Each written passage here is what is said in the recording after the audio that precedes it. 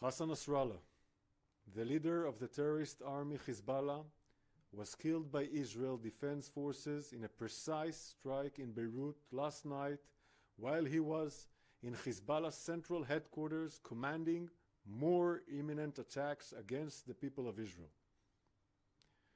For decades, Hezbollah, under the command of Hassan Nasrallah, orchestrated countless attacks against innocent people.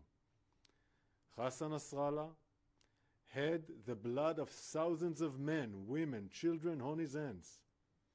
Israeli, Jews across the world, Lebanese, Americans, British, French, Syrians, and other countless victims across the Middle East and beyond.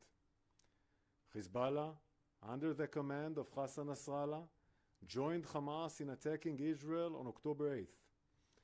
Just one day after Hamas's massacre on October 7th, for almost a year, Hezbollah, under the command of Hassan Nasrallah, has been firing thousands of rockets, suicide drones, anti-tank missiles, and ballistic missiles at Israeli towns and cities. 60,000 Israelis fled their homes in northern Israel.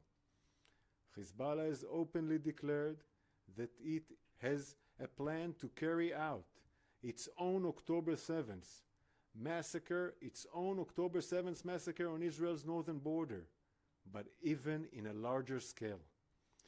They call this plan Conquer the Galilee. Hezbollah has been planning to do this in northern Israel, what Hamas did in southern Israel on October 7th, invade Israel, infiltrate civilian communities, and massacre innocent civilians. The Israel Defense Forces will not let it happen.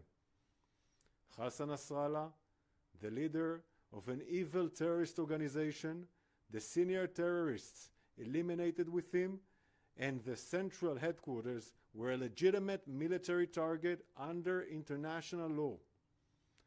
Nasrallah intentionally built Hezbollah's central headquarters under residential buildings in Dahia, Beirut, because Hezbollah intentionally uses Lebanese civilians as human shields.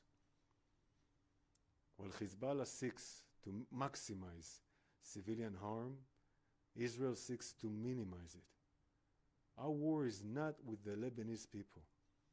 Our war is with Hezbollah. Hezbollah, under the command of Hassan Nasrallah, chose to join the war that Hamas started. There are consequences for that decision.